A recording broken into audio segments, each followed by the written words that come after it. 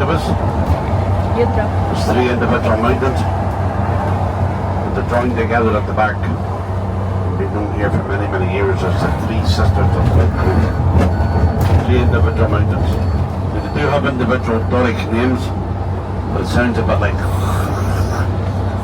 But that's why they were known as the Three Sisters. And this wee spot up here, we're going to put the bus in. I'm going to be photographing them for you. And as I said to you yesterday, in Scotland we have our right to roam. And the Right to Roam Act also gives us the ability of being able to stand anywhere we like in Scotland on free ground, but also anywhere we can legally stand, entitled to be married. And you will sometimes see people Saturdays and Sundays as you come up through here, they'll be standing down in here somewhere, doing their thing, getting their photos taken, or getting the ceremony done, which is a more common occurrence here at Glen Coe, heading up to the top of the valley. Because it is a rather beautiful spot, I'm sure you'd agree. The first one, the first sister being the bottom there on the right. The second two, the Gaggy and Tulip. And then right on the side of the third one is what we call the Hidden Valley. It's a valley that's in behind that beautiful big place, only accessible by either walking up the side of that hill or helicopter.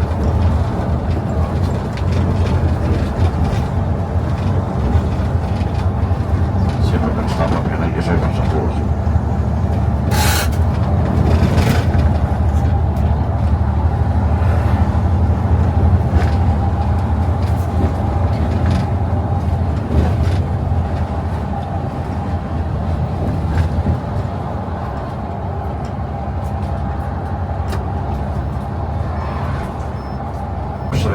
Of up to £15,000, and that also they would swear their allegiance to the throne and stop fighting with each other and stop fighting against the English. But this whole area here was the area of the Clan MacDonald. We're about halfway up it, a huge big area, Glencoe and Glencoe Village. Just round these corners, if you keep your eyes open to the right, you're going to see the Three Waters waterfall, and there's a ferry boat at the top. Well, on days like today, there will be people in there getting themselves blessed by Elvin, because this is where he stays when he comes to Glen Coe to visit his friends. And look, there's been people in there and people about to go in there. Go for a wee swim, sir. Look. Aye. Some of the coldest, freshest water in the Highlands. They'll be freezing, even in summer. That water never gets above 5 degrees. Never. So, the MacDonalds, they had friends up in the nearest valley, the next area up, Fort William and Argyll, called the Campbells. They thought they were friends, kin.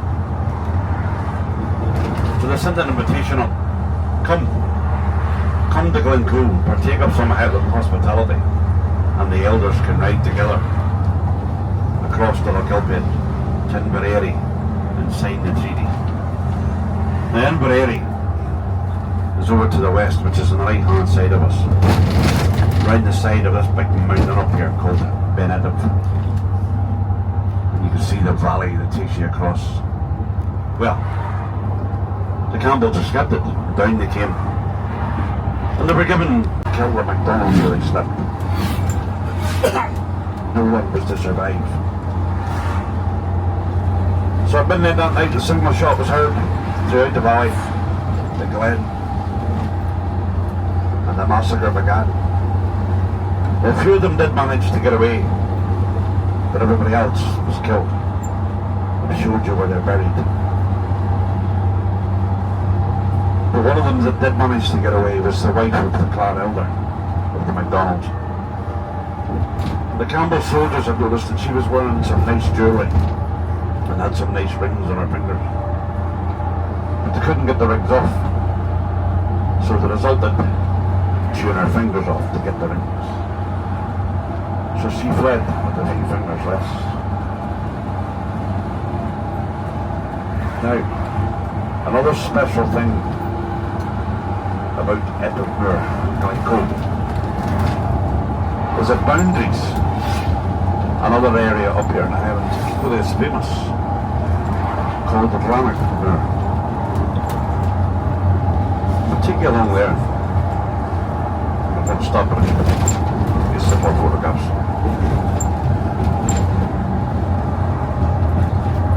Gem spot.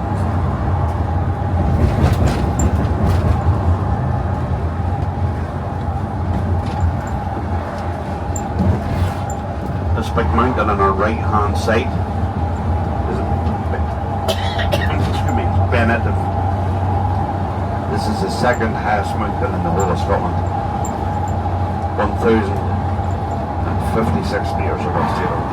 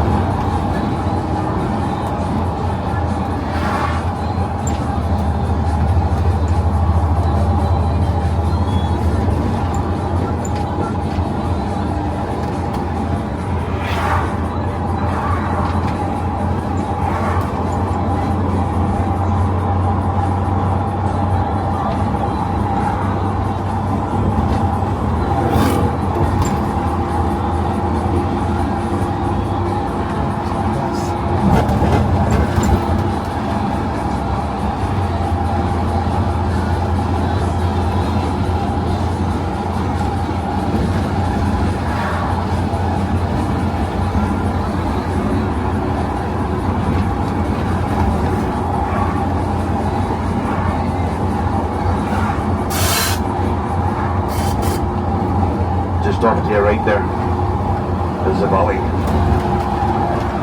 Takes you across to Intrigue.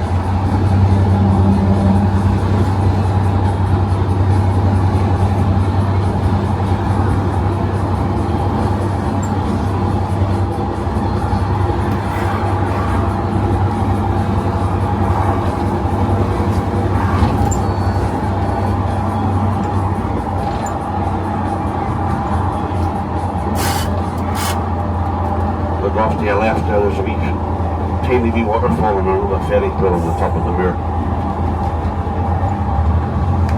Now, this is the boundary line here between Etive Moor and Rannoch Moor.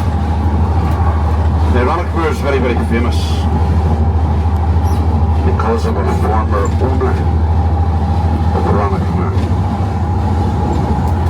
Just over the brow of the hill here, you'll see a big vast area, 50 square miles, Rannoch Moor, and a loch in the middle.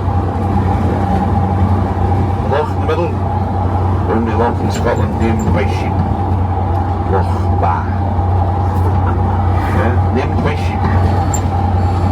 Now, this road from the entrance here to the Glencoe ski centre here, right the whole way down to a place called Bridge of Working.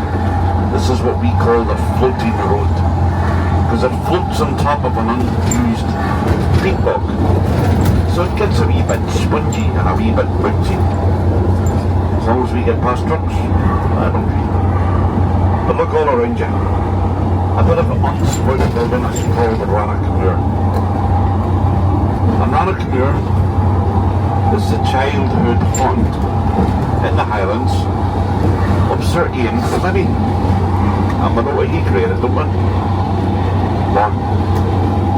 You all know who the best Bond was, don't we? Mr. Sean Connery. Well, Daniel Craig a very close second, I must admit. But I would say Sean Connery for his acting ability. But as well as his handsome rugged looks, that when